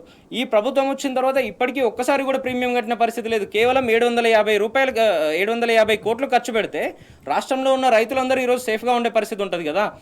మీరు ఈ మొత్తం విభాగాన్ని రైతుకు కేసీఆర్ గారు చేసిన అప్లిఫ్ట్మెంట్ మీరు ఒక్కసారి గమనిస్తే కేవలం రైతు బంధు విషయంలోనే 72,000 కోట్ల రూపాయలు కేసీఆర్ గారు రైతులకు అందించారు. ఓన్లీ రైతు బంధు. కేవలం రైతు బీమా 5 లక్షల రూపాయల ఈ సాయం ఏదైతే ఉందో అది మాత్రమే మీరు చూస్తే 6,000 కోట్లు ఇచ్చిండ్రు కేసీఆర్ గారు రైతులకు డైరెక్ట్గా రైతు ఖాతాలోకి పోయే విధంగా. కరెంటుకు సంబంధించి ఏ రకంగా మాఫీ చేసిండ్రు, ట్యాక్సులన్నీ మాఫీ చేసిండ్రు చూసినాం మనము. నీళ్ళకు సంబంధించి ఎటువంటి శిస్తు లేకుండా ప్రతి రైతుకు నీళ్ళు ఇచ్చే విధంగా ఏ రకంగా పనిచేసిన రోజు చూసినాము. దాని ఫలితాలు ఏ రకంగా ఉన్నాయో కూడా చూసినాము.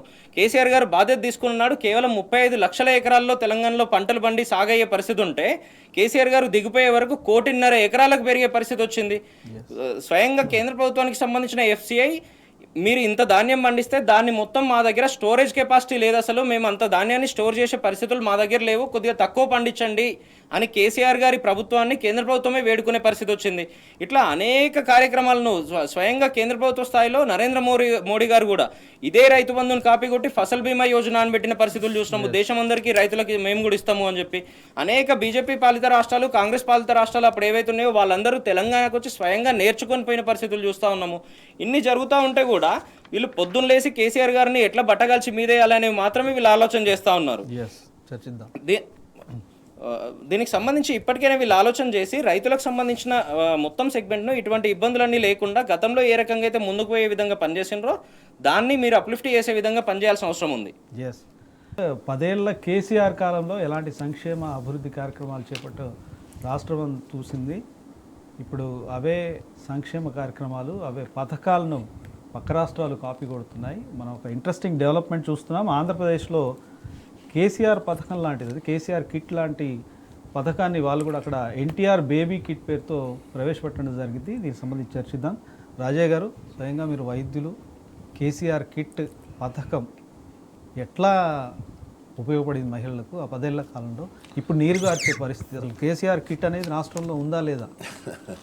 నిజంగా మానవత్వం లేని నరరూప రాక్షసుడు రేవంత్ రెడ్డి. ఎందుకంటే మానవీయ కోణంలో కేసీఆర్ గారు ఆలోచించి తల్లి మరణాలు, శిశు మరణాలు తగ్గించాలని అవుతుంది. మెటర్నిటీ మోర్టాలిటీ రేట్, అదేవిధంగా ఇన్ఫెంటల్ మోర్టాలిటీ రేట్ తగ్గించాలనే ఉద్దేశంతో అనేక చర్యలతో పాటు, అంటే ప్రత్యేకంగా డొమెస్టిక్ డెలివరీస్, అంటే ఇళ్లల్లో డెలివరీ అవడం వల్ల అక్కడ పుట్టిన పాపకు నష్టము, తల్లికి నష్టం ఇద్దనే ఉద్దేశంతో అనేక చేంజెస్ తీసుకురావడం జరిగింది. అంటే యాంటీనాటల్ చెకప్సే కానీ తెలంగాణ డయాగ్నోస్టిక్ సెంటర్, అంటే గర్భిణి దాల్చిన 3వ నెల నుంచి వెళ్ళి డెలివరీ అయ్యే వరకు అన్ని రకాల దాదాపు 57 రకాల పరీక్షలు ఫ్రీగా చేసి వారికి ఎలాంటి మోర్టాలిటీ లేకుండా, అంటే మెటర్నల్ మోర్టాలిటీ అంటే తల్లి చావుకు కారణాలు ఏవైతే ఉంటాయో అనేమియా కావచ్చు, డెలివరీ అయ్యే కష్టం కావచ్చు, స్కానింగ్ చేయడము, పిండం ఏ రకంగా ఉందో తెలుసుకోవడము, అనేక రుగ్మతలను బయటపెట్టి అనేక పరీక్షలు చేసి ఎప్పటికప్పుడు నెల నెల ఇంటికి తీసుకుపోయి మందులు ఇచ్చే పరిస్థితి ఉండే. అంతేకాకుండా మీరు అన్నట్టు కేసీఆర్ కిట్ అంటే ఒక కిట్ మాత్రమే కాదు, బిడ్డ పుడితే 15,000, కొడుకు పుడితే 14,000. అంటే డైరెక్ట్ క్యాష్ 13,000 రూపాయల క్యాష్ ప్లస్ కేసీఆర్ కిట్. బాబు పుడితే 12,000 రూపాయలు ప్లస్ కేసీఆర్ కిట్. కేసీఆర్ కిట్లో తల్లికి సంబంధించిన 2 చీరలు, పిల్లలకు సంబంధించిన టవల్స్, సోప్స్, పౌడర్లు, ఆయిల్, తర్వాత ఇవన్నీ కూడా ఒక కిట్లో పెట్టేసి, తర్వాత మెత్తటి పరుపు. సో ఇవన్నీ కలిపి కేసీఆర్ కిట్గా ముందు నొప్పులు వస్తున్నాయంటే 108కి ఫోన్ చేస్తే ఆ గర్భిణీ స్త్రీని క్షేమంగా తీసుకొని పోవడం, ఎవరైనా అటెండర్ ఉన్నా లేకున్నా కూడా హాస్పిటల్ తీసుకుపోయి వాళ్ళ ఫ్యామిలీ మెంబర్కి ఇన్ఫామ్ చేయడం. హాస్పిటల్లో వీలైనంత మటుకు సెక్షన్ లేకుండా, సిజేరియన్ సెక్షన్ లేకుండా నార్మల్ డెలివరీ అవుతానికి ఆరోగ్య శాఖ మంత్రిగా హరీష్ రావు గారు ఉన్నప్పుడు ఒక వినూతన కార్యక్రమం ఏంటంటే వీలైనంత మటుకు ఆపరేషన్స్ తగ్గించాలి, నార్మల్ డెలివరీని ఎంకరేజ్ చేయాలి. అన్లెస్ అంటే ఎక్కడైనా ట్రాన్స్ఫర్స్లో అంటే పిండం అడ్డం తిరిగి తప్పని పరిస్థితిలో ఉమ్మినీరు పోయి ఉంటే మాత్రమే సెక్షన్ చేయాలి తప్ప, లేకపోతే అస్సలే ఆపరేషన్ చేయొద్దు అని చెప్పేసి తల్లులను మోటివేట్ చేయడం జరిగింది. ఆ రకంగా ఆపరేషన్ లేదట, సో మనం డెలివరీ కావాలని ఇంటెన్షన్ తోటి డెలివరీ అయిన సందర్భాలను మనం చూసినాం. డెలివరీ కాగానే మళ్ళీ ఇంటికి వచ్చేటప్పుడు డబ్బులతో పాటు కేసీఆర్ కిట్ ఇచ్చి పాపను చేతులలో పట్టుకొని, వెనకటి నేను పిల్లల డాక్టర్ని, ఓల్డెన్ డేస్లో అంటే మురికి బట్టలలో, తర్వాత దుర్గంధంతో అని ఏమంటారు, బాలింత వాస అంటారు, అట్లాంటి ఉన్న పరిస్థితి కాంచెల్లి కేసీఆర్ కిట్లో ఉన్న చీర కట్టుకొని పాపను ఆ కేసీఆర్ కిట్లో వాళ్ళు ఇచ్చిన ఒక మెత్తటి పరుపులో పాపను పట్టుకొని ఇంటికి వచ్చినప్పుడు మళ్ళీ 104కి ఫోన్ చేస్తే మళ్ళీ ఇంటికాడ తల్లి పిల్లలను క్షేమంగా తీసుకొచ్చి దించే ప్రభుత్వం కేసీఆర్ ప్రభుత్వం. అంత గొప్పగా మానవీయ కోణంలో ఆలోచించి తర్వాత మళ్ళీ వచ్చేటప్పుడు పిల్లలకి వ్యాక్సిన్ పుట్టంగానిచ్చే బీసీజీ కావచ్చు, తర్వాత పోలియో డ్రాప్స్ కావచ్చు, వ్యాక్సిన్ వేసి పంపించిన సందర్భం ఆ రోజు ఉంటాయి. ఈరోజు ఏమాత్రం కూడా అంత గొప్ప స్కీమ్ను దాన్ని ఎంత నిర్వీర్యం చేసినట్ట. ఇంకా తల్లి క్షేమం కోసం న్యూట్రిషన్ అంటే పోషక పదార్థాలతో కూడిన అంటే స్ట్రెంగ్త్ ఉండాలనే ఉద్దేశంతో న్యూట్రిషన్ కిట్ కూడా మధ్యలో ఇచ్చే కార్యక్రమం అంగన్వాడీ టీచర్ల ద్వారా. ఇవన్నీ చెప్పుకుంటూ పోతే ఇవన్నీ ఎవరు ఆలోచించడం కూడా భారతదేశంలో ఏ రాష్ట్రంలో అమలుపరచని మహిళా సంక్షేమం కోసము, తల్లి పిల్లల మరణాలు తగ్గడం కోసము ఇన్స్టిట్యూషనల్ డెలివరీస్ ఎంకరేజ్ చేస్తూ గొప్పగా ఎంతో రోజు కుయ్యమని రోజు ఒక ఊర్లో ఒక్కసారైనా ఒక డెలివరీ అయ్యే మహిళను తీసుకుపోయే పరిస్థితి ఉంటే ఈరోజు ఒక బండి లేదు, ఒక కుయ్యి లేదు, ఒక కయ్యి లేదు, ఏం లేదు, అసలు నిర్వీర్యం అయిపోయింది మొత్తం. కేసీఆర్కి ఇక్కడ మళ్ళా మాట ఎత్తితే కేసీఆర్ పేరెత్తవలసి వస్తుందని చెప్పేసి ఆ పనులు కూడా చేస్తారు. కానీ ఇతర రాష్ట్రాలు ఇవాళ ఎన్టీఆర్ బేబీ కిట్ పేరుతోటి ఆంధ్రప్రదేశ్ కాపీ కొట్టే ప్రయత్నం చేస్తూ ఉన్నాయి. అంటే ఎక్కడికి పోయింది మనం? అంటే దేశానికి ఆదర్శంగా ఉన్నాం, ఇతర రాష్ట్రాలకు ఆదర్శంగా ఉన్నాం, అనేక రంగాల్లో పక్క రాష్ట్రం మనము మొత్తం కూడా. పోయినసారి పల్లె ప్రగతి కార్యక్రమంలో గ్రామాలలో పరిశుభ్రత, బుషెస్ తీసేయడం, ఎక్కడైతే మరుగు ఉన్నదో తీసేయడం, పాతబడ్డ బాయిలు కూల్చేయడం, పాత ఇండ్లను కూల్చేయడం, వెళ్ళిపోయిన ఇండ్లను కూల్చేయడం వల్ల ఏమైందంటే దోమలకు నిలయాలైతే ఏ ప్రాంతాలనే వాటి ఈగలకు నిలయాలు. అంటే మామూలుగా వైరల్ ఇన్ఫెక్షన్స్, విష జ్వరాలు రావడానికి దోమలు, ఈగలే కారణం. ఆ దోమలు ఉండే మరుగు ప్రాంతాలను, ఈగలు ఉండే మురికి ప్రాంతాలు లేకుండా చేయడానికి పల్లె ప్రగతి కార్యక్రమంలో భాగంగా శుభ్రత అనే కాన్సెప్ట్, రెండవది హరితాభారం అనే కాన్సెప్ట్, ఈ రెండింటితోటి ఊర్లు ఎంత గొప్పగా అంటే నందన వనంగా ప్రతి గ్రామం, పల్లె ప్రకృతి వనం ఊర్లో అంత గొప్ప గ్రామాలను సర్వతోముఖాభివృద్ధి చేసి అసలు ఒక పండుగలాగా ఉన్న ప్రభుత్వం ఈరోజు ఎంత ఘోరం అంటే రేవంత్ రెడ్డి వచ్చిన కంచెలు నరకాన్ని చూస్తున్నాయి గ్రామాలు అయితే. అట్లా ఇవాళ ఇతర రాష్ట్రాలు సైతము మన విధానాలు అవలంబిస్తున్నాయి. దాంట్లో అన్నిటికంటే కేసీఆర్ కిట్టు, న్యూట్రిషన్ కిట్టు, తర్వాత కాస్మోటిక్ కిట్టు, ఇట్లా మొత్తం మహిళా సంక్షేమాన్ని దృష్టిలో పెట్టుకొని అనేక కార్యక్రమాలు చేసే పద్ధతి చూసినప్పుడు నిజంగా ఒక రైతు చనిపోతే, అన్నిటికంటే ఇంపార్టెంట్, రైతు చనిపోతే ఆ ఇల్లు ఇల్లాలు కావచ్చు, పిల్లలు బజారు పాలు కాకుండా దినం వెళ్ళక ముందే వారం రోజుల 5 లక్షల చెక్కు తీసుకుపోయించిన సందర్భము భారతదేశంలో ఎక్కడలేదు, ప్రపంచంలో కూడా ఎక్కడలేదు. అంత గొప్ప స్కీమ్. రైతు కుటుంబాన్ని, రైతు చనిపోయినా కూడా ఆదుకోవడం కోసం మహిళను దృష్టిలో పెట్టుకొని ఆ తల్లి ఆ పిల్లల్ని ఎట్లా సాతుందని చెప్పేసి 5 లక్షలు ఇచ్చిన సందర్భము నా భూతో నా భవిష్యత్తు. కాబట్టి ఇట్లాంటివన్నీ ఎక్కడ కేసీఆర్కి పేరుకొస్తాయని చెప్పేసి కనీసం ప్రీమియం కట్టలేక ఈరోజు దాన్ని నిర్వీర్యం చేసే కార్యక్రమం జరుగుతుంది. సో ఈ రకంగా భారతదేశానికి ఆదర్శవంతమైన పాలన ఇచ్చిన ప్రభుత్వం Yes. బీఆర్ఎస్ ప్రభుత్వం కేసీఆర్ నాయకత్వంలో జరిగింది. అందుకే కావాలి మళ్ళా రావాలి కేసీఆర్ అని చెప్పేసి ప్రజలందరూ ఎదురు చూస్తూ ఉన్నారు. ఎస్ 18 నెలల కాలంలో వైద్య ఆరోగ్యం పూర్తిగా ఇదైపోయింది. పారిశుద్ధ్యం చాలా అధ్వానంగా తయారైన పరిస్థితి మనం రాష్ట్రంలో చూస్తున్నాం. ఇప్పుడు ఇక సున్నం చెరువుకు సంబంధించి మరో వార్త మనం చూస్తున్నాం. 3 శాఖల మధ్య రెవెన్యూ, హెచ్ఎండిఏ, హైడ్రా ఈ మూడింటి మధ్య సమన్వయ లోపం స్పష్టంగా కనిపిస్తుందంటూ ఇవాళ వార్త రావడం జరిగింది. ఎటు తేలని ఎఫ్టీఎల్ పంచాయతీ. ఇది ఇలా ఉంటే హైడ్రా ఆల్ ఆఫ్ సడన్గా వెళ్ళి కూల్చివేతలు స్టార్ట్ చేసింది. దానిపై హైకోర్టు కూడా సీరియస్ అయిన పరిస్థితి చూస్తున్నాం. నిఖిల్ గారు, ఏంటిది సమన్వయ లోపం? ఎట్లా సాగుతుంది? అసలు పరిపాలన ఎట్లా సాగుతుంది? ఇక్కడ సమన్వయ లోపంతో శాఖలన్నీ ఉన్నాయి, ఓవైపు కూల్చివేతలు జరుగుతున్నాయి. స్వయంగా రాష్ట్ర హైకోర్టే జోక్యం చేసుకొని సీరియస్గా మరోసారి హైడ్రాకు వార్నింగ్ ఇచ్చిన పరిస్థితి. వీళ్ళు అధికారంలోకి వచ్చిన ఈ 18 నెలల కాలం నుండి ఎన్నికలకు పోయినప్పుడే వీళ్ళు చాలా స్పష్టంగా చెప్పిండ్రు, మేము అధికారంలోకి వస్తే ఇందిరమ్మ పాలన తీసుకొస్తామని. అధికారంలోకి వచ్చిన ఈ 18 నెలల్లో తీసుకొచ్చింది ఏంటంటే ఇందిరమ్మ ఇండ్లు కూల్చే పథకం హైడ్రా. పొద్దున్న లేస్తే ఎవరి ఇల్లు కూల్చాలి, ఎవరి ఏం కబ్జా చేయాలి, కబ్జా చేస్తే వాళ్ళు ఏమైనా క్వశ్చన్ చేస్తూ ఉంటే వాళ్ళ ఇల్లు ఎఫ్టీఎల్లో ఉందనో, బఫర్ జోన్లో ఉందనో, ఇక్కడ ఇంతకుముందు చెరువు ఉందనో, ఇట్లాంటిది ఏదో ఒక రీజన్ చెప్పి గతంలో ఉమ్మడి రాష్ట్రంలో ఇదే కాంగ్రెస్ ప్రభుత్వంలో అనుమతులు ఇచ్చిన అనేక ఇండ్లను కూడా వీళ్ళు అధికారంలోకి వచ్చిన తర్వాత పొద్దున్న లేస్తే బుల్డోజర్లు పెట్టి కూల్చేసి వాళ్ళందరినీ రోడ్డుకి ఇచ్చిన పరిస్థితులు మనం చూసినాము. ట్యాక్సులు కట్టించుకున్నది వీళ్ళే, పర్మిషన్లు ఇచ్చింది వీళ్ళే, అంతకుముందు పర్మిషన్లు ఇవ్వడానికి లంచాలు తిన్నది వీళ్ళే, ఇన్ని చేసి మళ్ళీ కూల్చింది కూడా వీళ్ళే ఈరోజు రోడ్డు మీద పడేసే విధంగా. దాంట్లో అందరినీ కూల్చడం పక్కన పెట్టి వాళ్ళ అన్నకు సంబంధించిన ఇల్లు, తిరుపతి రెడ్డి గారికి స్వయంగా సంబంధించిన ఇల్లు ఎఫ్టీఎల్ పరిధిలో దుర్గం చెరువుకు ఆనుకొని ఉంది అని చెప్పిండ్రు. అదేమో కూర్చే పరిస్థితి లేదు. అట్లా అనేక మంది బడాబాబులై కానీ మీరు హిమాయత్ సాగర్ సరౌండింగ్స్లో, ఉస్మాన్ సాగర్ సరౌండింగ్స్లో ఉన్న అనేక ఇండ్లను కూల్చే పరిస్థితి లేదు. అవి బడాబాబులవి కాబట్టి వాళ్ళు రేపొద్దున గట్టిగా మాట్లాడతారు కాబట్టి. కానీ రెక్కాడితే డొక్కాడకుండా ఎవరైతే ఉన్నారో, లేదంటే రోజు పని చేసుకుంటూ వాళ్ళ ఇల్లుకు సంబంధించిన ఖర్చులు ఎలా తీసుకునే వాళ్ళు ఉన్నారో వాళ్ళందరినీ ఈరోజు పేదల ఇండ్లు గూలుస్తూ ఒక శునకానందం పొందుతున్న విధంగా ఈ రేవంత్ రెడ్డి గారి నాయకత్వంలో కాంగ్రెస్ ప్రభుత్వం నడుస్తూ ఉన్న విషయం మనం అనేక సార్లు చూసినాము ఈ 18 నెలల కాలంలో. దాంట్లో మరీ ముఖ్యంగా గత వారం 15 రోజులకు సంబంధించి చూస్తే మనము రోజు సున్నం చెరువు దగ్గర రాష్ట్రంలో అత్యంత కీలకమైన హైటెక్ సిటీ మాదాపూర్ ప్రాంతంలో ఉండే సున్నం చెరువుకు సంబంధించి రోజు చూస్తూ ఉన్నాం.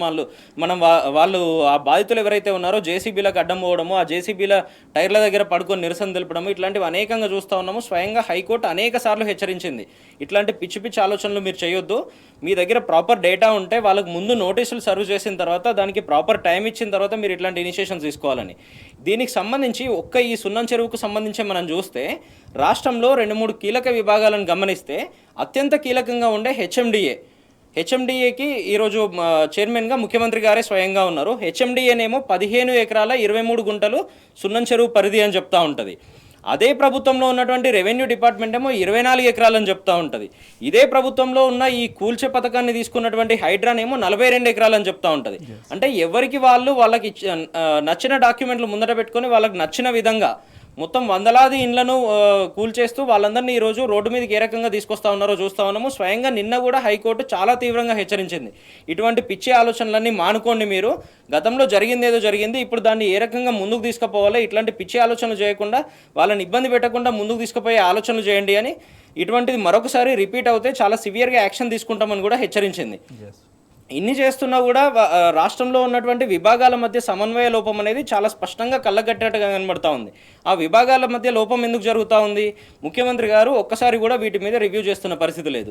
ఎందుకు చేస్తున్న పరిస్థితి లేదు అంటే తను పొద్దున్న లేస్తే రాజకీయాలలో బిజీగా గడుపుతున్న పరిస్థితులు చూస్తూ ఉన్నాం. కేవలం నీకెంత వస్తుంది, నాకెంత వస్తుంది, లేదంటే రాష్ట్రంలో ఎవరిని ఇబ్బంది పెట్టాలి, ప్రతిపక్షాల గొంతెట్ల నొక్కాలి, ఇటువంటివి చేస్తూ నిన్నగాక మొన్న వాళ్ళ పార్టీకి సంబంధించిన జాతీయ అధ్యక్షుడు ఖర్గే గారిని తీసుకొచ్చి పెద్ద బహిరంగ సభ పెడుతున్నాము అని ఎల్బీ స్టేడియంలో పెట్టిండ్రు. ఎల్బీ స్టేడియంలో పెడుతూ తనే స్వయంగా ఏం చెప్పిండ్రు, నేను ఎల్బీ నగర్లో ప్రమాణ స్వీకారం చేసిన అని చెప్తారు. ఎల్బీ నగర్కు ఎల్బీ స్టేడియంకు తేడా తెలియదు. నిన్న ఫోక్సోకి సంబంధించిన మీటింగ్ పెట్టి పోస్కో మీటింగ్ అని తనే పోస్ట్ చేసుకున్నాడు. అంటే తన అడ్మినిస్ట్రేషన్ ఏం జరుగుతుందో తెలియదు, తన విభాగాల్లో ఏం జరుగుతుందో తనకు తెలియదు. పొద్దున్న లేస్తే ఇబ్బందులు పెట్టడం మాత్రమే కనబడతా ఉంది. ఇన్ని చేస్తూ ఏం చెప్తా ఉన్నారంటే నిన్న అంత పెద్ద బహిరంగ సభ పెట్టి రాష్ట్రంలో అన్ని విభాగాల మీద ప్రజలకు మద్దతుగా ఉన్నటువంటి మా కేటీఆర్ గారిని, మా కేసీఆర్ గారిని విమర్శిస్తూ మీకు దమ్ము ధైర్యం ఉంటే వీటన్నిటి మీద చర్చకు రండి అని చెప్పిండు. సవాల్ విసిరిండు కదా. మా కేటీఆర్ గారు 24 గంటలు కూడా గడవక ముందే చాలా స్పష్టంగా మా కార్యాలయంలో మా తెలంగాణ భవన్లో కూర్చొని మీ సవాల్ని మేము స్వీకరిస్తున్నాం రేవంత్ రెడ్డి గారు, చర్చకు సంబంధించి 72 గంటల సమయం ఇస్తున్నా మీకు. ఆ సమయం కూడా ఎందుకు ఇస్తున్నా, మా నాయకుడు ఎంత బాధ్యతాయుతంగా ఉంటాడో మీరు ఒకసారి ఇది గమనిస్తే, మీరు రేపటికి రేపే చర్చకు వస్తా అంటే మీకు ఏం సబ్జెక్టు తెలియదు, ఆబ్జెక్టు తెలియదు, కాబట్టి తెలంగాణ ముఖ్యమంత్రి మాట్లాడలేకపోయిండు అనే విషయంలో మీ పరువు పోతుంది. కాబట్టి 72 గంటలు టైం ఇస్తున్నా.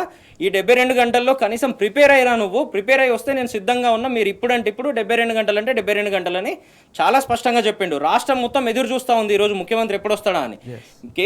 కేటీఆర్ గారు స్వయంగా చెప్పినటువంటి కేవలం గంటన్నర టైంలోనే మీరు గమనిస్తే ప్రభుత్వంలో అత్యంత కీలకంగా ఉన్నటువంటి కేసీఆర్ వస్తాడు, కేటీఆర్ వస్తాడు, కిషన్ రెడ్డి వస్తాడు, నరేంద్ర మోడీ వస్తాడు. మా సీఎం రేవంత్ రెడ్డి గారు విసిరిన సవాల్కు, నీకు కాదు సవాల్, ప్రతిపక్ష నాయకుడిగా మరి 9.5 సంవత్సరాలు ముఖ్యమంత్రిగా చేసినటువంటి మాజీ ముఖ్యమంత్రి గారు రండి, ఎక్కడో ఉండి మాట్లాడడం కాదు, అసెంబ్లీకి రండి, లేఖ పెట్టండి. కేటీఆర్ గారు అని చెప్పారు కదా, చాలా స్వయంగా రేవంత్ రెడ్డి గారు నిన్నగాక మొన్ననే కేసీఆర్ గారు వస్తారా, కేటీఆర్ గారు వస్తారా అన్నారు. మా బాధ్యతాయుతమైన నాయకుడు మా కేటీఆర్ గారు చాలా స్పష్టంగా చెప్పిండు, నేను రెడీగా ఉన్నా, చలో ఎప్పుడు వస్తావు చెప్పు, టైం నువ్వే డిసైడ్ చేయి, ప్లేస్ నువ్వే డిసైడ్ చేయి, నీ కొండారెడ్డిపల్లికి రమ్మంటావా, నీ కొడంగల్కు రమ్మంటావా, మా గజ్వేల్ సిద్దిపేటకు సిరిసిల్లకు వస్తావా, నువ్వు ఎక్కడికి రమ్మంటే అక్కడికి రావడానికి మేము సిద్ధంగా ఉన్నామని చాలా స్పష్టంగా చెప్పిండు. చెప్పిన కేవలం గంటలోనే అదే ప్రభుత్వంలో కీలకంగా ఉండి రేవంత్ రెడ్డి గారికి అత్యంత సన్నిహితంగా ఉండే సీతక్క గారు చాలా స్పష్టంగా నిన్ను రమ్మనిలే, మేము ఓన్లీ కేసీఆర్ గారినే రమ్మన్నాము అని చేతులు ఎత్తేసిన పరిస్థితి. ఈ రకంగా మీరే సవాలు చేస్తూ ఉంటారు. మేము సిద్ధంగా ఉన్నామంటే మీరే భయపడి పారిపోతూ ఉంటారు. ఈ సవాల్కు భయపడి ఎంత దూరం పారిపోతుందంటే రేవంత్ రెడ్డి గారు మళ్ళీ 47వసారి, ఈ 46 సార్లు ఢిల్లీకి పోయి తీసుకొచ్చింది ఏం లేదు, 47వసారి ఈ సవాల్కు భయపడి మళ్ళీ ఢిల్లీ పోతుండంట. రేపెల్లుండి పోయి 3-4 రోజులు అక్కడనే ఉంటుండట. కేవలం రాజకీయ కార్యక్రమాలు అక్కడ చూసుకోవడానికి మాత్రమే పోతా ఉన్నారు. ఇటువంటి పరిస్థితుల్లో మీరే సవాలు చేయడం ఎందుకు, మీరే భయపడి పారిపోవడం ఎందుకు? ఇప్పటికీ కూడా బాధ్యతాయుతంగా మేమున్నాం. మాకు ఇచ్చిన ప్రతిపక్ష పాత్రను మేము సమర్థవంతంగా పోషిస్తా ఉన్నాము. మీకు ఇచ్చిన అధికార బాధ్యతను మీరు నిర్వర్తించండి. దాంట్లో తప్పులు ఏమైనా ఉంటే సరి చేసుకోండి. ఇంకా 3 సంవత్సరాల కాలం ఉంది. అంతేగాని ఇటువంటి తొడలు కొట్టడము, సవాళ్ళు విసరడము, ఇటువంటివి మీకు చేతగాని పనులు చేయడం మానుకోవాల్సిన అవసరం ఉంది ఇప్పటికైనా. అసంబద్ధ విధానాలు, అడ్డగోలు నిర్ణయాలతో రాష్ట్ర పాలన అడ్డగోలుగా సాగుతోంది రేవంత్ రెడ్డి హయాంలో. సో ఇది ఇవాల్టి వార్తలు వాస్తవాలు. చర్చలో పాల్గొన్న రాజయ్య గారికి, రాజకీయ విశ్లేషకులు నిఖిల్ గారికి ధన్యవాదాలు. ఇది ఇవాల్టి వార్తలు వాస్తవాలు. నమస్తే.